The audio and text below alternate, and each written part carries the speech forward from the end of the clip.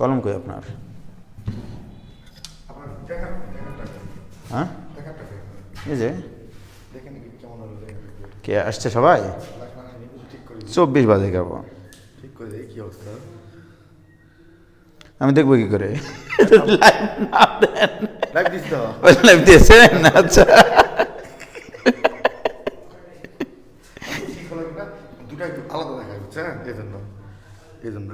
ঠিক আছে, খুব সুন্দর হয়েছে, খুব সুন্দর হয়েছে ভাই।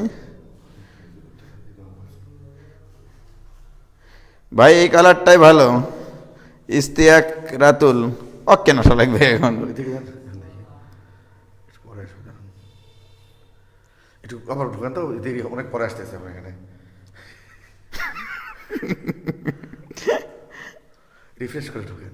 ঠিক আছে, এইভাবে হবে, লেখা বুঝতে পারলেই হবে। তো এই তোমরা সবাই বলো কোন চ্যাপ্টার শুরু করব? পরমাণুর গঠন। হেভি লেখা তো আপনার, পরমাণুর গঠন। হ্যাঁ, তোমরা বলো কোন কোন চ্যাপ্টার শুরু করবে, একটু বলো।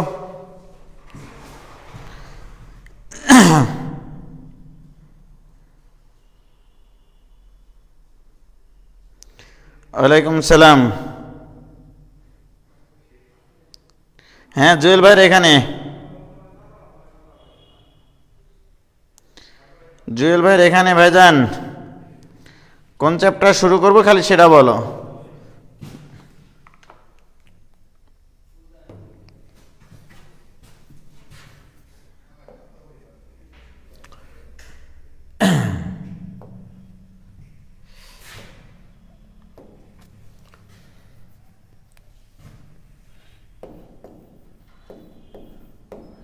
এমসিকিউ ক্লাস, খালি চ্যাপ্টার বলো। নতুন একটা চ্যাপ্টার শুরু করি। সরল লেখা তো শেষ করে দিয়েছি, যেগুলো তোমাদের সিলেবাসের অন্তর্ভুক্ত আছে সেগুলো বলো আগে, ঠিক আছে? না সার্কেলস তো শুরু করবো না এখন, তোমাদের সিলেবাস অন্তর্ভুক্তগুলো বলো আগে।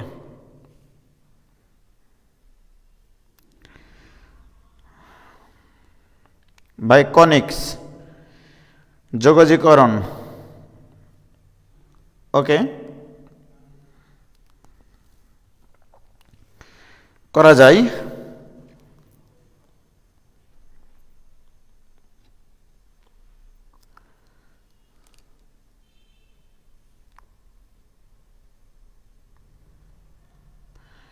ত্রিকোণমিতি,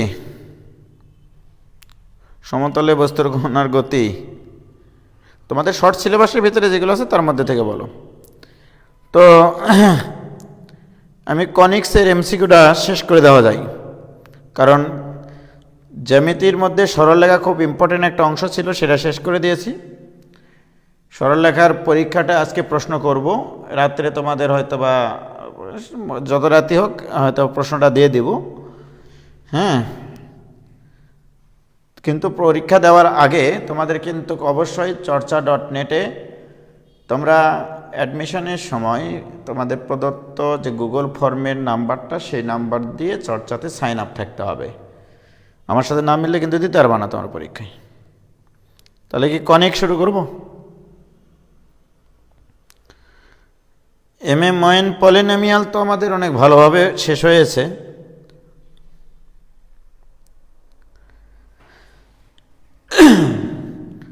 একটু আগে আসলাম তোমাদের পরামর্শ নেওয়ার জন্যই। আচ্ছা, আমরা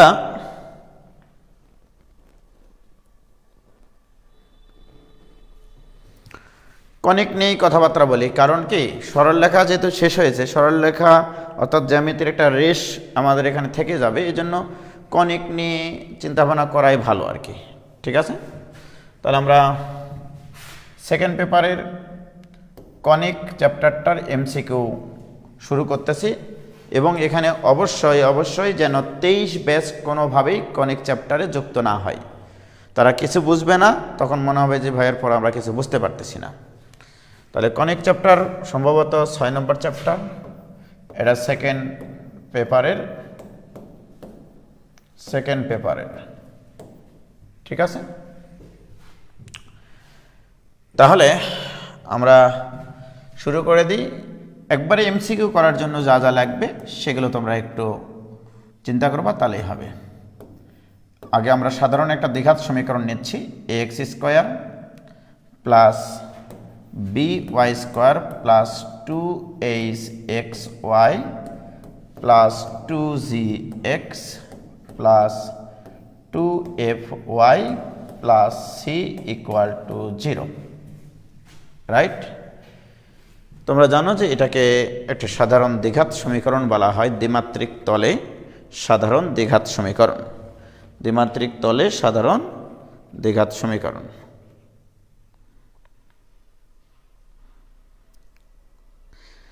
আচ্ছা, কনিকটা শেষ করে আমরা ত্রিকোণমিতি ধরবো না, কোনো সমস্যা নাই।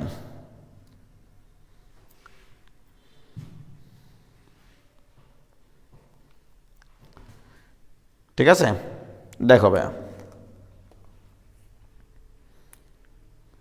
ওয়ালাইকুম সালাম। তোমরা একটু মনোযোগ দিয়ে ক্লাস করো, আমি বেশিক্ষণ হয়তো বা ক্লাস নেব না আজকে, জুয়েল ভাইয়ের এখানে এসেছি। তো এই সাধারণ দ্বিঘাত সমীকরণটাতে সব ধরনের ইকুয়েশন আছে, তোমরা জানো। যে প্রথম কথা হচ্ছে, যদি এই নির্ণায়কটার মান, এটা একটা ডিটারমিনেন্ট, ডিটারমিনেন্টের মান যদি শূন্য হয়, যেমন হচ্ছে এখানে তোমরা জানো যে আমি এখানে জিএফসি ফ্যান দিই, তোমরা এগুলো অনেক আগে থেকেই এগুলো আমার কাছে পড়েছ। এদিকে তারপরে বলি আহ কি বাতাস, আহ কি বাতাস, ওকে? অর্থাৎ এ মানে এক্স স্কোয়ারের সহগ, বি মানে ওয়াই স্কোয়ারের সহগ, এইচ মানে 2xy এর সহগ, জি মানে 2x এর সহগ, এফ মানে 2y এর সহগ, আর সি মানে ধ্রুবক পদ। সাধারণ দ্বিঘাত সমীকরণে এই ডেলের মান যদি ইকুয়াল 0 হয়, তাহলে এই সমীকরণটি একজোড়া সরলরেখা নির্দেশ করে। সমীকরণটি একজোড়া সরলরেখা নির্দেশ করে।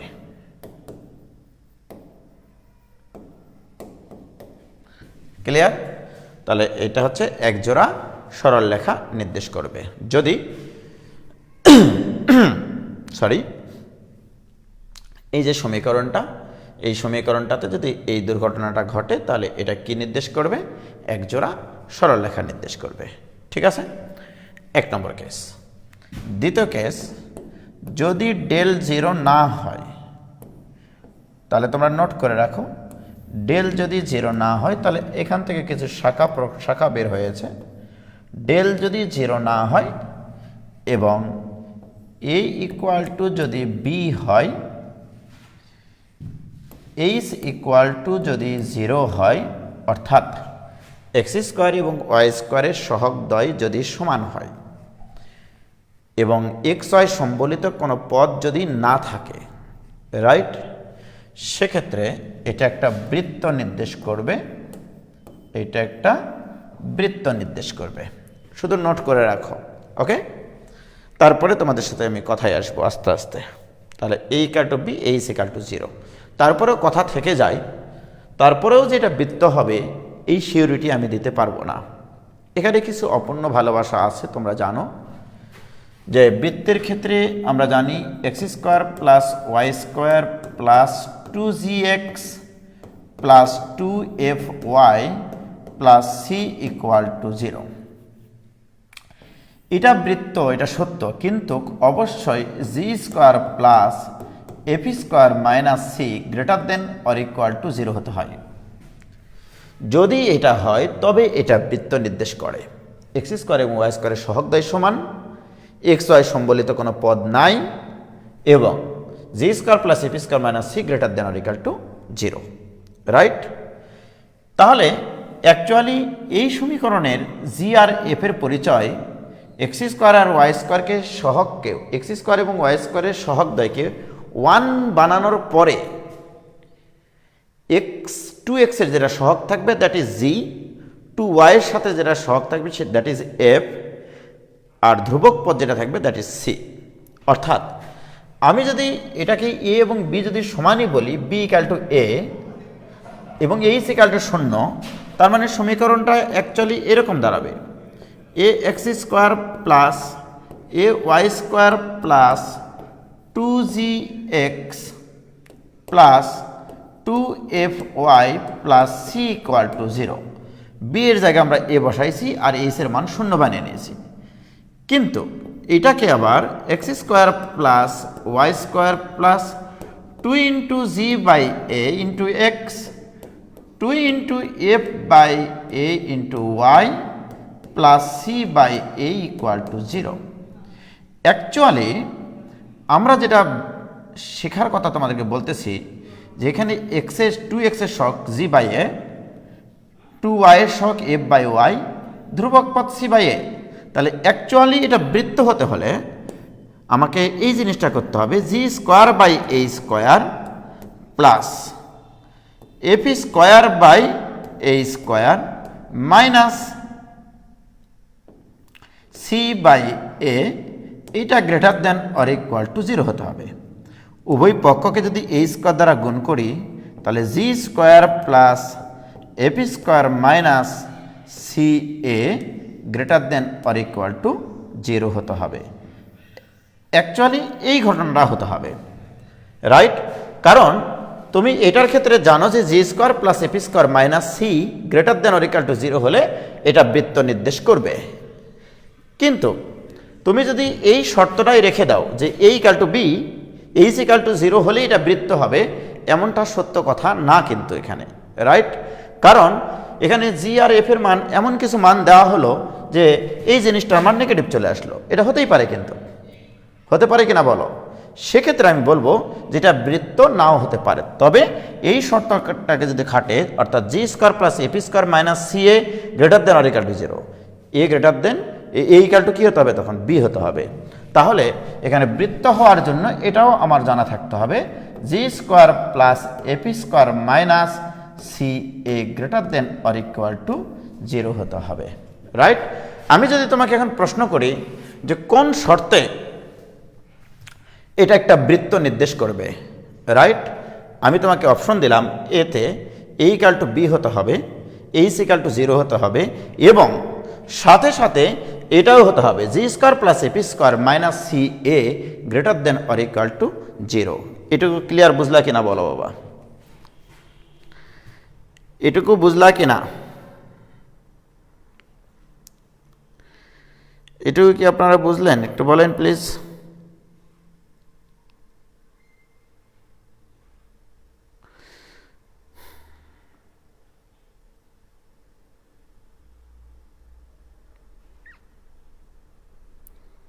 বলো এটুকু হয়েছে, বুঝলা কিনা বাবা? ক্লিয়ার ভাইয়া, Parjana Antara clear, very good.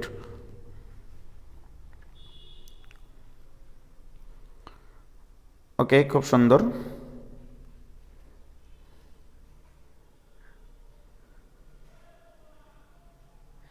বুঝছি ভাইয়া। ওকে, তাহলে আমাদের 1 নম্বর শর্ত কমপ্লিট।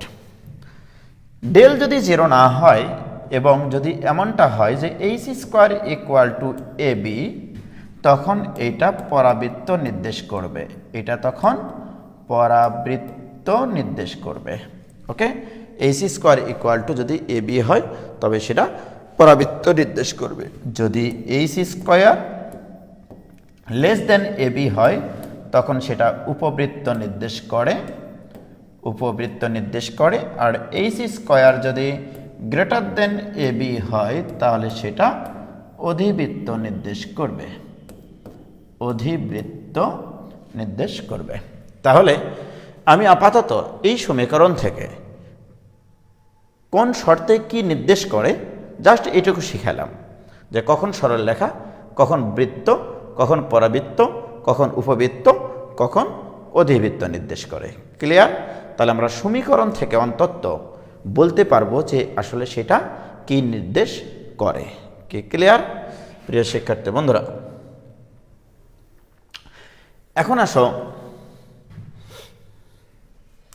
আমি যে জিনিসটা দেখতে পাইলাম যে পরাবৃত্তের ক্ষেত্রে, তাহলে আমি এখন আসতেছি পরাবৃত্ত নিয়ে কথা বলতে। ওকে, পরাবৃত্তের ক্ষেত্রে আমরা কি দেখতেছি? ডেল নট ইকুয়াল 0 এবং এইচ স্কোয়ার ইকুয়াল টু যদি এ বি হয় তখন সেটা হবে পরাবৃত্ত। ক্লিয়ার? এখন আসো, এইচ স্কোয়ার ইকুয়াল টু যদি এ বি হয় তাহলে এইচ ইকুয়াল টু মোটামুটিভাবে আমরা বলতে পারি রুট এ ইন্টু রুট বি, এটা হতে পারে। রাইট? এটা হতে পারে কিনা, অথবা মাইনাসও হতে পারে, মানে এরকম একটা কথা বললাম আর কি। তো এখন আমি যদি তোমাকে বলি যে এরকম একটা ঘটনা ঘটে গেছে ইতিমধ্যে, যে মনে করো x square plus 4xy plus 4y square plus 2x plus 4y plus 1 equal to 0, এটা একটা সমীকরণ দিলাম। আমি বললাম এই সমীকরণটি কি নির্দেশ করে। খেয়াল করো, এই সমীকরণটাতে a এর মান 1, এই সমীকরণটাতে b এর মান 4, y স্কোয়ারের সহগ মানে b, আর 2xy সহগ হচ্ছে h, 2xy সহগ হচ্ছে 2, দ্যাট ইজ h এর মান হচ্ছে 2।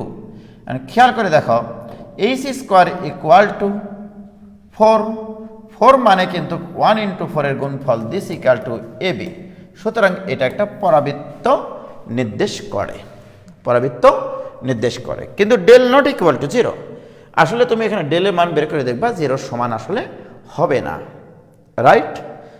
মানে এই ধরনের অঙ্ক সাধারণত দেওয়া হয়, ডেল মানে চেক করে যে তোমাকে পরাবৃত্ত বলতে হবে এমন প্রশ্ন আসলে কখনো হয়নি, আসলে হবেও না, হয়ও না। মোটামুটি এইটুকু কনফার্মেশন নিয়ে রাখো। এখন তোমাদের সাথে আমার কথা হচ্ছে, এই সমীকরণটা এখন তোমরা অ্যানালাইসিস করবা। কি অ্যানালাইসিস করবা? যে একটা সাধারণ দ্বিঘাত সমীকরণের যে সকল পদে এক্স এবং ওয়াই এর পাওয়ারের যোগফল 2, সেগুলিকে বলা হয় দ্বিঘাত সম্বলিত পদ। তাহলে এই সমীকরণের দ্বিঘাত সম্বলিত পদ কোনটা কোনটা? এইটা একটা, এখানে এক্স এর পাওয়ার 1, ওয়াই এর পাওয়ার 1, তাহলে এটাও দ্বিঘাত সম্বলিত পদ, এটাও দ্বিঘাত সম্বলিত পদ। তাহলে একটা সাধারণ দ্বিঘাত সমীকরণের, এক্স এবং ওয়াই এর সাধারণ দ্বিঘাত সমীকরণের যে সকল পদ এক্স এবং ওয়াই এর পাওয়ার দুটা যোগ করলে 2 হয়, তাহলে দ্বিঘাত সম্বলিত পদ। তাহলে দ্বিঘাত সম্বলিত পদসমূহের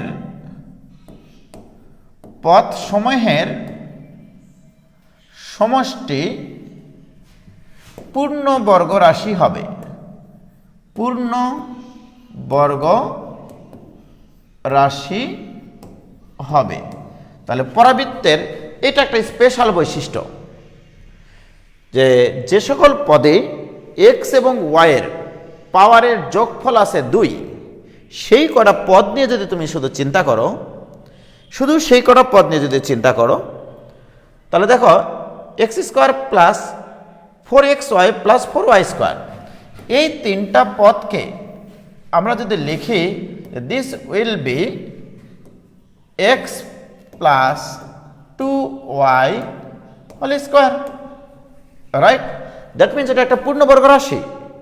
তাহলে সাধারণ দ্বিঘাত সমীকরণের যে সকল পদে এক্স এবং ওয়াইয়ের পাওয়ারের যোগফল 2 হয়, সেগুলোকে আমরা বলবো দ্বিঘাত সম্বলিত পদ। আর দ্বিঘাত সম্বলিত পদ সমূহের সমষ্টি যদি একটা পূর্ণবর্গ রাশি হয়, তখনই সেটা পরাবৃত্ত। রাইট? তাহলে এইভাবেও আমরা পরাবৃত্ত চিনতে পারি। ক্লিয়ার? এটুকু ক্লিয়ার কিনা বাবা বলো?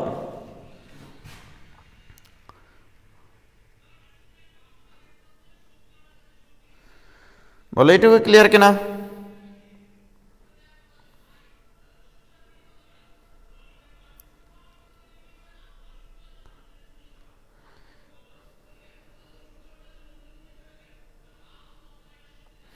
ত্রিকোণমিতিক ক্লাস পাচ্ছি না ভাইয়া, আমি ত্রিকোণমিতিক ক্লাসটা গতদিন ডিলিট করে দিয়েছিলাম, পাবা তোমরা আবার, ওটার উপর আবার ক্লাস হবে, আমি তো বলেইছি তোমাদেরকে।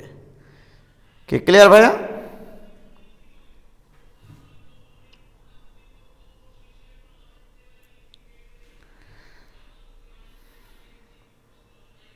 ওকে, ক্লিয়ার। তাহলে দ্বিঘাত সম্বলিত পদ সময়ের সমষ্টি পূর্ণবর্গ রাশি হলে সেটা পরাবৃত্ত নির্দেশ করবে। এবার আসো, আর কি কি জিনিস এখান থেকে খুব আসে পরীক্ষায়, এগুলো তোমার আসলে খুবই ক্ষুদ্র ক্ষুদ্রভাবে তোমাকে মনে রাখতে হবে। আগে সমীকরণ চিনতেছি আমরা পরাবৃত্তের। এবার আসো, যদি এমনটা হয় এস যদি একটি নির্দিষ্ট বিন্দু হয়, একটি স্থির বিন্দু, এস একটি স্থির বিন্দু, স্থির বিন্দু, ওকে। তারপরে মনে করো পি অফ এক্স ওয়াই চলমান বিন্দু। এটা অবশ্য আমি তোমাদেরকে আগেও শিখাইছি, এটা চলমান বিন্দু, ওকে। আচ্ছা, আর একটা নির্দিষ্ট সরলরেখা যদি দেওয়া থাকে, নির্দিষ্ট সরলরেখা, নির্দিষ্ট সরলরেখা হতে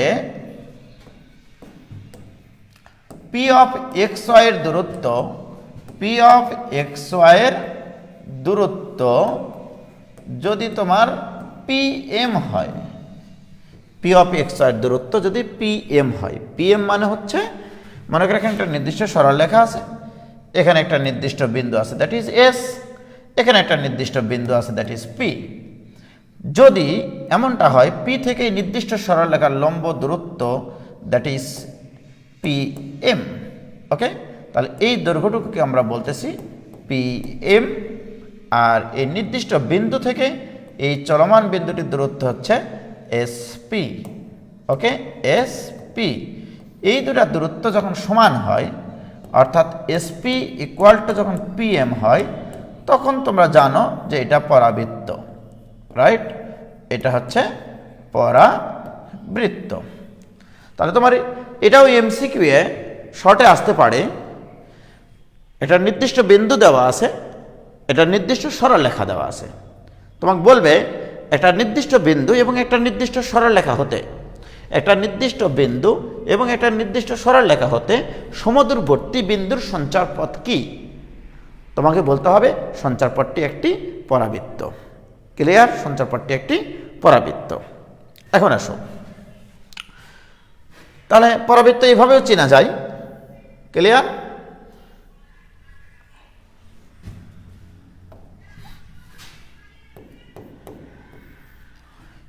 আরও কথা আছে তো তোমাদের সাথে আমার, তাই কি না?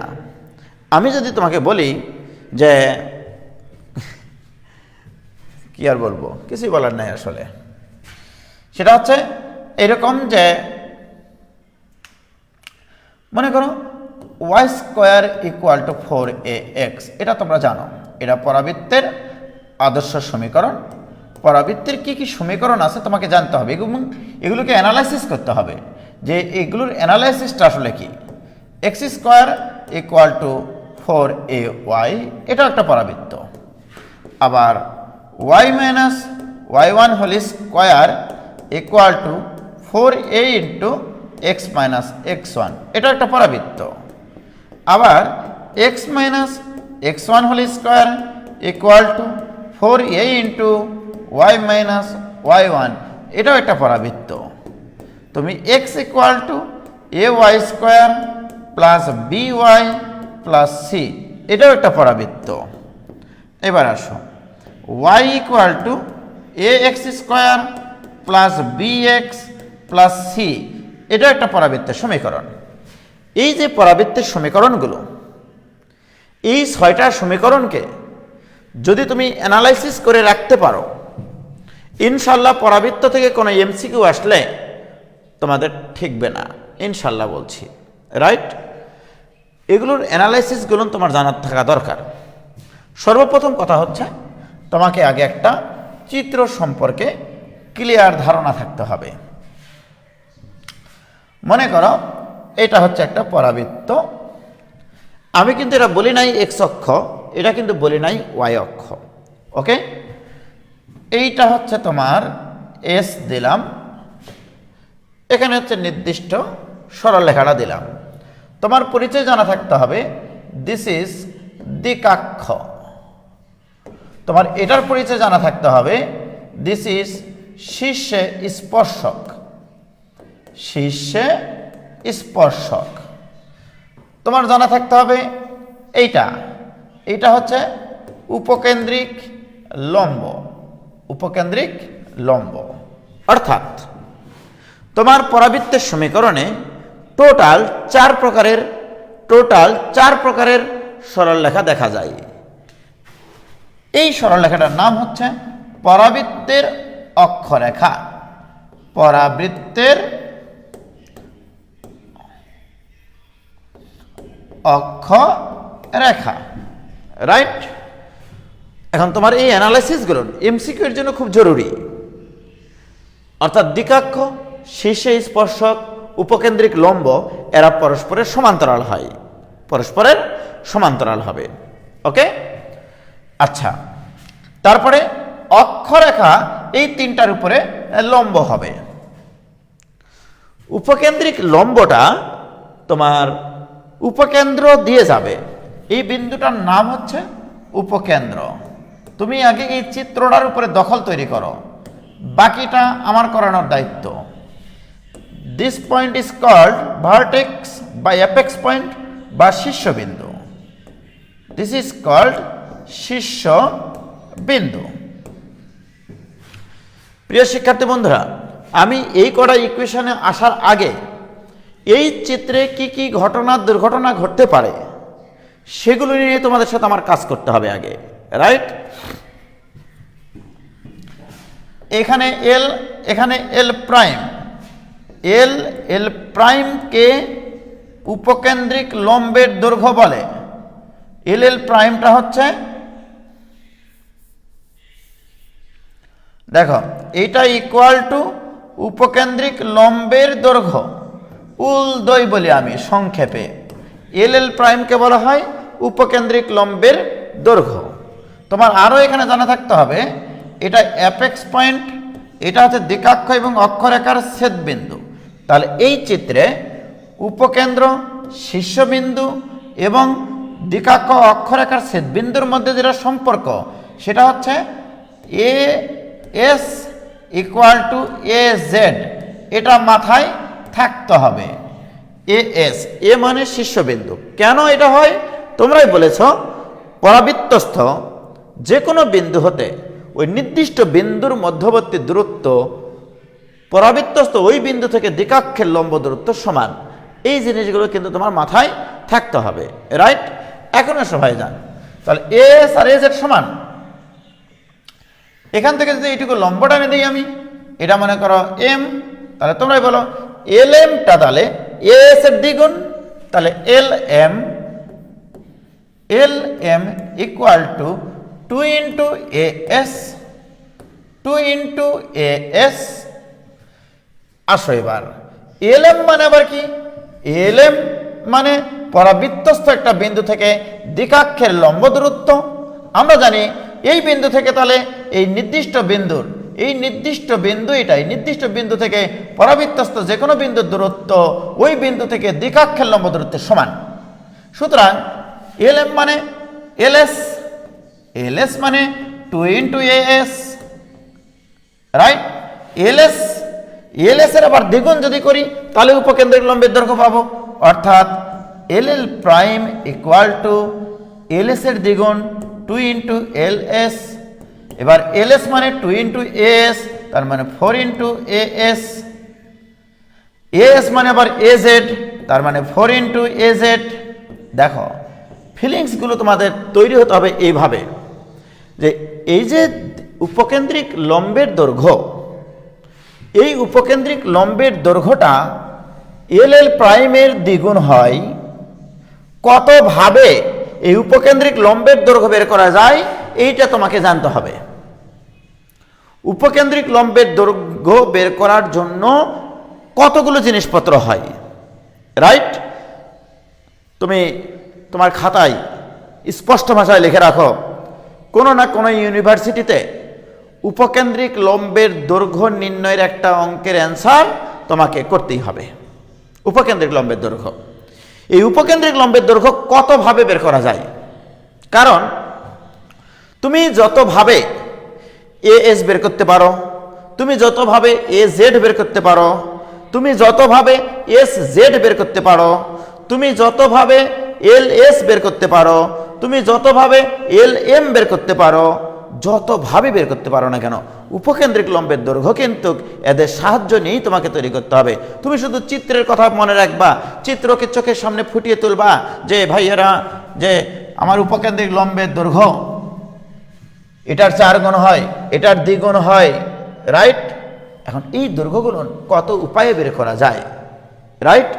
এই জিনিসগুলো তোমাকে নোট করতে হবে, এই জিনিসগুলো তোমাকে নোট করতে হবে যে উপকেন্দ্রিক লম্বের দৈর্ঘ্য কত উপায় বের করা যায়। তোমাকে বিভিন্ন শর্ত দেওয়া থাকবে, সেখান থেকে উপকেন্দ্রিক লম্বের দৈর্ঘ্য বের করা যায়, আর সমীকরণ থেকে উপকেন্দ্রিক লম্বের দৈর্ঘ্য বের করা যায়। মনে রাখবা প্রিয় শিক্ষার্থী বন্ধুরা, সমীকরণ থেকে পরাবৃত্তের সমীকরণে, এই যে পরাবৃত্তের সমীকরণ, এই পরাবৃত্তের সমীকরণগুলোতে এই 6টা সমীকরণে কোনো জায়গায় এক্স ওয়াই সম্বলিত পদ নাই, একই সাথে এক্স ওয়াই নাই। এই সংক্রান্ত অঙ্কই বেশি আসে পরীক্ষায়, এই সংক্রান্ত অঙ্কগুলোই বেশি আসে পরীক্ষায়, রাইট? এখন আমি তোমাকে বলবো যে যদি কোনো পরাবৃত্তের সমীকরণ থেকে, আগে তোমরা হেডিং দিবা সমীকরণ থেকে উলদয় নির্ণয়, সমীকরণ থেকে উলদয়, ওকে? কোন সমীকরণ থেকে? যে সমীকরণে এক্স ওয়াই সম্বলিত কোনো পদ থাকবে না, এক্স ওয়াই সম্বলিত কোনো পদ থাকবে না, সেই সকল সমীকরণের ক্ষেত্রে বলছি, এবং পরীক্ষায় কিন্তু আসে ভাইজান, রাইট? তাহলে উলদয় ইকুয়াল টু কীভাবে তৈরি করবা, সেটা হচ্ছে এরকমভাবে, পুরা সমীকরণটাতে কোথায় কি আছে সেটা দেখার বিষয় না, দেখবা কোন চলকের এক ঘাত তার সহগ ডিভাইডেড বাই কোন চলকের দ্বিঘাত তার সহগের অনুপাত, রাইট? তাহলে যে চলকের এক ঘাত, যে চলকের এক ঘাত তার সহগ ডিভাইডেড বাই যে চলকের দ্বিঘাত তার সহগ, এর মডুলাস নিবা, এটাই হচ্ছে উলদয়, উপকেন্দ্রিক লম্বের দৈর্ঘ্য। উপকেন্দ্রিক লম্বের দৈর্ঘ্য এই 6 আকৃতির যে কোনো ইকুয়েশন আসলে জুয়েল ভাই কিন্তু পারবে, শুধু দেখতে হবে কোন চলকের এক ঘাত তার সহগ কত। আবার তুমি বলো না ভাই এখানে তো ওয়াই চলকের এক ঘাত, এর সহগ তো 1, এর সহগ 1 না, 4a দ্বারা গুণ করার পরে ওয়াই এর সহগ কিন্তু 4a, রাইট? আর এখানে এক্স চলকের দ্বিঘাত, তাহলে এক্স চলকের দ্বিঘাত তার সহগ কত, মানে এক্স স্কোয়ারের সহগ কত, সেটা নিতে হবে তোমাকে এখন, রাইট? তাহলে আমি যদি জিজ্ঞাসা করি এখন তোমাদেরকে যে ভাইয়ের আমার, যদি আমি তোমাদেরকে বলি এরকম একটা কথা যে 2x square plus 3x minus 5y plus 7 equal to 0, এই পরাবৃত্তের উপকেন্দ্রিক লম্বের দৈর্ঘ্য কত হবে, রাইট? তাহলে এর উলদয় উপকেন্দ্রিক লম্বের দৈর্ঘ্য কি শিখালাম? পরাবৃত্তের সমীকরণে যে চলকের সর্বোচ্চ ঘাত 1, যে চলকের সর্বোচ্চ ঘাত 1 তার সহগ নিতে হবে, ডিভাইডেড বাই যে চলকের সর্বোচ্চ ঘাত 2 সেই দ্বিঘাত সম্বলিত পদের সহগ নিতে হবে। কোন চলকের এক ঘাত আছে সর্বোচ্চ y, তাহলে এর সহগ কত? -5 ডিভাইডেড বাই দ্বিঘাতের সহগ কত? 2, এর modulus this equal to 5/2, this is the length of latus rectum বা উপকেন্দ্রিক লম্বের দৈর্ঘ্য। কি ক্লিয়ার হয়েছে কিনা ভাইজান বলো?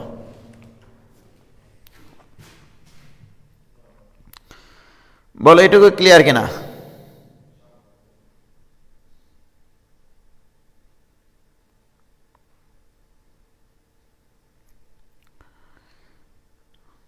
সজীব আলী, হ্যাঁ, সরলরেখা ক্লাস কবে শেষ হয়ে গেছে তার হুঁশই নাই, দেখো তো কাহিনী, এটা একটা কথা।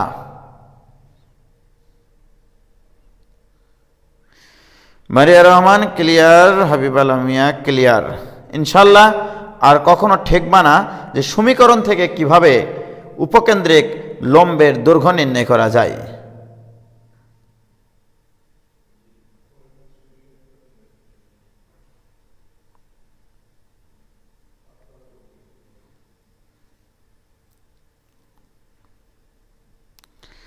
Very good. Farzana Antara escape Tofazzal clear clear clear ভাই, ওকে ভেরি গুড। তাহলে আমি যদি এখন তোমাকে বলি সরাসরি এইটা y equal to a x square plus b x plus c, এই পরাবৃত্তের উপকেন্দ্রিক লম্বের সমীকরণ মানে উপকেন্দ্রিক লম্বের দৈর্ঘ্য কি। আগে উপকেন্দ্রিক লম্বের দৈর্ঘ্য বের করা শিখতেছি আমরা, কিন্তু কত জায়গায় কতভাবে উপকেন্দ্রিক লম্বের দৈর্ঘ্য দিবে, যে কোনোভাবে দিক না কেন আমি একবার তামা তামা করে ফেলবো একবার আমরা, রাইট প্রিয় শিক্ষার্থী বন্ধুরা। তাহলে এখানে উলদয়, তোমরাই বলো তো দেখি এর উলদয় কত হবে, বলো। উলদয় ইকুয়াল টু পুরা পরাবৃত্তের সমীকরণে কোন চলকের সর্বোচ্চ ঘাত 1, ওয়াই চলকের সর্বোচ্চ ঘাত 1, তার সহগ কত 1, এক্স এর সহগ কত এ, কিন্তু এর মডুলাস নিতে হবে, কারণ এ পজিটিভ নাকি negative I don't know about a, সুতরাং এর মডুলাস নিতে হবে। এর মান নেগেটিভ হতে পারত, কিন্তু দৈর্ঘ্য তার নেগেটিভ হবে না, তাহলে উপকেন্দ্রিক লম্বের দৈর্ঘ্য 1 এর মডুলাস। কি ক্লিয়ার? তাহলে উপকেন্দ্রিক লম্বের দৈর্ঘ্য সমীকরণ থেকে ইনশাল্লাহ তোমরা পারবা, আমার বিশ্বাস। Okay very good. এবারে আসো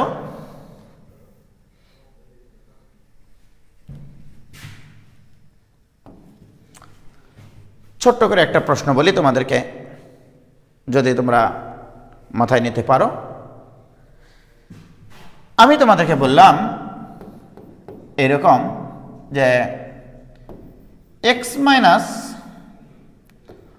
1 whole square plus y minus 2 whole square এর উপরে রুট, ওকে, এইটাই ইকুয়াল টু, প্রিয় শিক্ষার্থী বন্ধুরা, এইটাই equal to K into 3x plus 4y plus 1, right. এইরকম একটা প্রশ্ন আমাকে যদি বলতো যে উজ্জ্বল তোমাকে একটা প্রশ্ন করতে দেওয়া হলো পরাবৃত্তের চ্যাপ্টার থেকে, একটা এমসিকিউ তুমি দিবা ঢাকা ইউনিভার্সিটিতে এবছর, রাইট। আমার প্রশ্ন কোন শর্তে কে এর মান কত হলে এটা পরাবৃত্ত নির্দেশ করবে। আগে এই প্রশ্নটা আমি করতাম, কে এর মান কত হলে ইহা পরাবৃত্ত হবে, কে এর মান কত হলে এটা পরাবৃত্ত হবে, রাইট। বলো। এক্সিলেন্ট একটা প্রশ্ন ভাইজান, এক্সিলেন্ট, রাইট। আমি তোমাদেরকে শেখাইছি পরাবৃত্ত হওয়ার জন্য অনেকগুলো কনসেপ্ট শেখাইছি। সংজ্ঞা থেকে পরাবৃত্ত হওয়ার জন্য শর্ত ছিল একটা নির্দিষ্ট বিন্দু হতে এক্স ওয়াই বিন্দুর চলার পথ, এক্স ওয়াই বিন্দুর দূরত্ব, একটা নির্দিষ্ট বিন্দু হতে এক্স ওয়াই বিন্দুর দূরত্ব, এক্স ওয়াই হতে একটা নির্দিষ্ট সরল রেখার লম্ব দূরত্ব যদি সর্বদা সমান হয় তখনই এক্স ওয়াইয়ের চলার পথকে বলা হয় পরাবৃত্ত। প্রিয় শিক্ষার্থী বন্ধুরা, তোমরাই বলো এইটা মানে আমরা বাংলা জানি, এইটা মানে বাংলা হচ্ছে 1 2 হতে এক্স ওয়াইয়ের দূরত্ব, এক্স ওয়াইয়ের দূরত্ব, রাইট। আমি তোমাদেরকে শেখাইছি 1 2 হতে এক্স ওয়াইয়ের দূরত্ব যদি এক্স ওয়াই হতে কোন একটা সরল রেখার লম্ব দূরত্বের সমান হয়, সেই সরল রেখাটাই তোমার এখানে দেওয়া আছে। দিস উইল বি 1 2 থেকে যদি লম্ব দূরত্বের সমান হতো, তাহলে 1 2 থেকে লম্ব দূরত্বের সমান হওয়ার জন্য কি হওয়া দরকার, 1 2 বলছি সরি এক্স ওয়াই হতে 1 2 হতে এক্স ওয়াইয়ের দূরত্ব, এক্স ওয়াই হতে সরল রেখার লম্ব দূরত্ব, তাহলে এক্স ওয়াই হতে এই সরল রেখার লম্ব দূরত্ব বের করার সময় কি করতে, এক্স এর জায়গায় এক্স বসাতা, ওয়াই এর জায়গায় ওয়াই বসাতা, plus 1 divided by √3 square plus 4 square বসাতা কিনা ভাই, এটা আমার বলো বসাতা না, বসাতা কিনা সেটা বলো আগে। প্রিয় শিক্ষার্থী বন্ধুরা, আমরা জানি এটা ইকুয়াল টু এর লম্ব দূরত্বের সমান হয়, কিন্তু দুঃখের বিষয় আমার এখানে কে আছে, কে into 3x plus 4y plus 1 আছে, কিন্তু আমার হতে হবে কি, এই যে দেখো আমার পরাবৃত্তির সংজ্ঞাকে সাপোর্ট করানোর জন্য 1 2 হতে এক্স ওয়াই দূরত্ব, 1 2 হতে এক্স ওয়াই দূরত্ব এক্স ওয়াই হতে সরল রেখার লম্ব দূরত্বের সমান হওয়ার কথা ছিল, কিন্তু এটা অতিরিক্ত হয়ে গেছে, এখানে 5 অতিরিক্ত হয়ে গেছে, তাহলে এখানে 5k, কিন্তু আমার ইকুয়েশনটা তো এইভাবে ছিল না, তাহলে এখানে প্লাস মাইনাস নিব আমরা, রাইট? তাহলে this equal to plus minus 5k into 3x plus 4y plus 1 divided by root over 3 square plus 4 square. দেখো লাঠিও ভাঙেছে, সাপও মরেছে। কি ঘটনা ঘটেছে? তাহলে আমার এই সমীকরণটা থেকে এই সমীকরণে আসলাম, কিন্তু আমাদের কথা ছিল 1 2 হতে এক্স ওয়াই দূরত্ব জাস্ট এইটুকু থাকার কথা ছিল, তাহলে এইটুকুর মান কত হওয়া দরকার? 1 হওয়া দরকার। তাহলে plus minus 5k equal to 1, অতএব k equal to plus minus 1/5। এই যে এইটা হতে হবে, যদি এটা হয় তাহলে এটা পরাবৃত্ত নির্দেশ করবে। k এর মান যদি প্লাস মাইনাস 1/5 হয়, এইরকমই কাহিনী ভাই। k এর মান যদি প্লাস মাইনাস 1/5 হয় তাহলে এটা পরাবৃত্ত নির্দেশ করবে। বলো, এই ধরনের একটা প্রশ্ন যদি আমাকে করতে দিত, আমি করতাম না?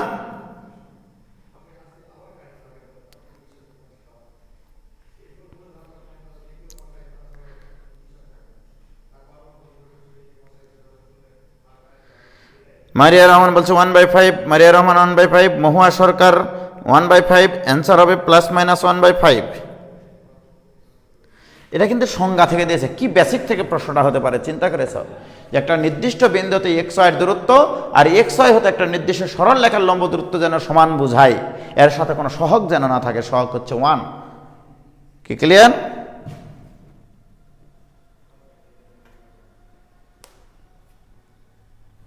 ওকে, তাহলে আমরা এ ধরনের একটা প্রশ্ন দিতেই পারি যে পরাবৃত্ত হওয়ার জন্য এরকম একটা শর্ত আমাদেরকে দিতেই পারে, রাইট? প্রিয় শিক্ষার্থী বন্ধুরা,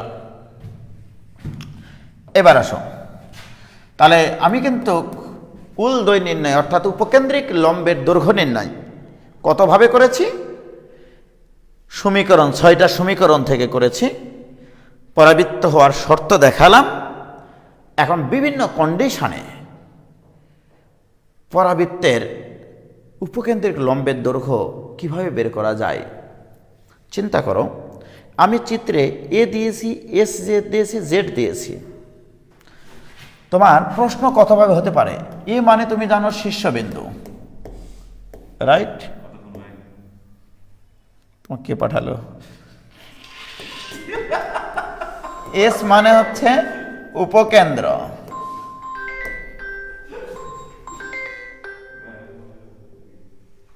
রাইট? তারপরে জেড মানে হচ্ছে দ্বিকাক্ষ এবং অক্ষরেখার ছেদবিন্দু, দ্বিকাক্ষ এবং ইন্টারসেকশন অক্ষরেখার ছেদবিন্দু। এগুলো আমি তোমাদেরকে শিখালাম একটু আগে, রাইট? এই তিনটা বিন্দুর মধ্যে যে কোনো দুটা বিন্দু যদি দেওয়া থাকে উপকেন্দ্রিক লম্বের দৈর্ঘ্য বলতে পারে।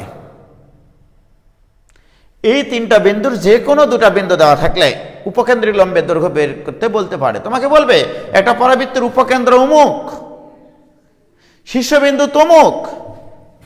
আমি একটা স্যাম্পল প্রশ্ন দিচ্ছি, তোমাকে বলে দেওয়া হলো শীর্ষবিন্দু 2 3, উপকেন্দ্র -1 -1, এরকম প্রশ্ন দিয়ে দিলাম। একটা পরাবৃত্তের উপকেন্দ্র -1 -1, শীর্ষবিন্দু 2 3, উপকেন্দ্রিক লম্বের দৈর্ঘ্য কত? এই অঙ্কগুলি ছেলের মেয়েরা পারে না অনেক সময়। তোমাকে বুঝতে হবে উপকেন্দ্র, শীর্ষবিন্দু মানে এ, উপকেন্দ্র মানে এস।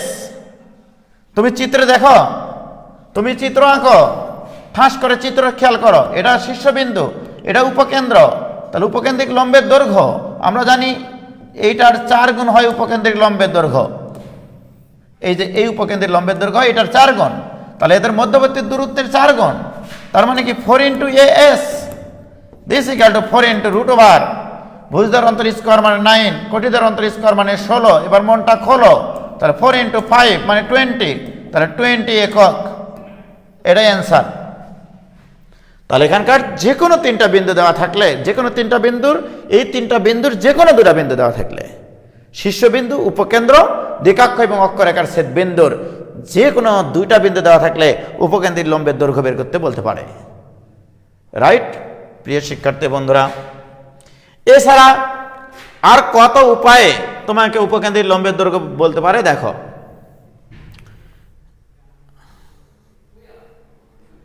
এছাড়া তোমাকে উপকেন্দ্রিক লম্বের দৈর্ঘ্য বের করার জন্য আর কত উপায় হতে পারে দেখো। উপকেন্দ্র দিয়ে শীর্ষে স্পর্শকের সমীকরণ, দ্বিকাক্ষের সমীকরণ দিয়ে বলতে পারে উপকেন্দ্রিক লম্বের দৈর্ঘ্য কত। কারণ শীর্ষবিন্দুর স্থানাঙ্ক যখন দিয়ে দিবে, উপকেন্দ্রের স্থানাঙ্ক যখন দিয়ে দিবে, শীর্ষে স্পর্শকের সমীকরণ যখন দিয়ে দিবে, তখন এই বিন্দুটা থেকে শীর্ষে স্পর্শকের লম্ব দূরত্ব বের করা যায়। বিন্দু থেকে সরলরেখার লম্ব দূরত্ব বের করা শিখেছি আমরা সরলরেখার চ্যাপ্টারে। প্রিয় শিক্ষার্থী বন্ধুরা, তাহলে এস বিন্দু দিয়ে শীর্ষে স্পর্শক, দ্বিকাক্ষ যে কোনো একটা সরলরেখা দিতে পারে। এখানে দুটো অঙ্ক, শীর্ষবিন্দু দিয়ে উপকেন্দ্রিক লম্বের সমীকরণ দিতে পারে, শীর্ষবিন্দু দিয়ে দ্বিকাক্ষের সমীকরণ দেওয়া থাকতে পারে, দিয়ে বলবো উপকেন্দ্রিক লম্বের দৈর্ঘ্য কত। জেড দিয়ে শীর্ষবিন্দুতে স্পর্শকের সমীকরণ দিয়ে বলতে পারে উপকেন্দ্রিক লম্বের দৈর্ঘ্য কত। জেড দিয়ে উপকেন্দ্রিক লম্বের সমীকরণ দিয়ে বলতে পারে উপকেন্দ্রিক লম্বের দৈর্ঘ্য কত। তাহলে কটা গেল? এখানে 3 × 6, ওই তিনটার মধ্যে যে কোনো দুটা বিন্দু বাছাই করা যায়, 3c2 পাই মানে 3, 6 আর 3 9। আবার এই তিনটা সরল লেখার যে কোনো দুটা সরল লেখা দিয়ে বলতে পারে উপকেন্দ্রিক লম্বের দৈর্ঘ্য কত। কারণ এই সরল লেখাগুলো সমান্তরাল সরল লেখা, দুটা সমান্তরাল সরল লেখার মধ্যবর্তী দূরত্ব নির্ণয় করা যায়। তাহলে এই দুটা সমান্তরাল সরল লেখার মধ্যবর্তী দূরত্ব নির্ণয় করার পরে তুমি কি উপকেন্দ্রিক লম্বের দৈর্ঘ্য বের করতে পারবা না? দেখো, কারণ আমার যদি বলা থাকে যে উপকেন্দ্রিক লম্বের সমীকরণ, মনে করো এরকম একটা প্রশ্ন দিলাম তোমাকে যে উপকেন্দ্রিক লম্বের সমীকরণ উলস দিয়ে দিলাম 3x + 4y + 1 = 0। দ্বিকাক্ষের সমীকরণ দিলাম, দ্বিকাক্ষের সমীকরণ দিলাম 3x + 4y - 9 = 0। তাহলে কোনটা দিয়েছি? উপকেন্দ্রিক লম্বের সমীকরণ দিয়েছি, দ্বিকাক্ষের সমীকরণ দিয়েছি। বলো এদের মধ্যবর্তী দূরত্ব বের করা যাবে কিনা? এই মধ্যবর্তী দূরত্বের দ্বিগুণ হচ্ছে উপকেন্দ্রিক লম্বের দৈর্ঘ্য। তাহলে দুটা সমান্তরাল সরলরেখার মধ্যবর্তী দূরত্ব আমরা বের করতে পারি। এদের মধ্যবর্তী দূরত্ব c1 - c2 মানে 1 + 9 / √3² + 4² এর মডুলাস 10/5। এর আবার কি হবে? দ্বিগুণ। তাহলে উলদয় = 2 × 1 + 9 / √3² + 4²। তাহলে এই তিনটা সরলরেখার মধ্যে যে কোনো দুটা সরলরেখা বাছাই করা যায় আবার 3 উপায়ে। তাহলে আরও 3টা অঙ্ক হয়ে গেল। কি ক্লিয়ার? তাহলে কতগুলো অঙ্ক তোমার উপকেন্দ্রিক লম্বের দৈর্ঘ্য দিয়ে আসতে পারে। রাইট? তো জুয়েল ভাইদেরকে আটকে রেখেছি, ওরাও তো মানুষ, ওরা তো বাসায় যাবে, বউ বাচ্চা আছে, খাওয়া দাওয়া করবে, ঘুমাবে, সকালে আবার উঠবে, আবার কর্মক্ষেত্রে বের হবে। তো আজকে এই পর্যন্তই। খোদা হাফেজ। আসসালামু আলাইকুম।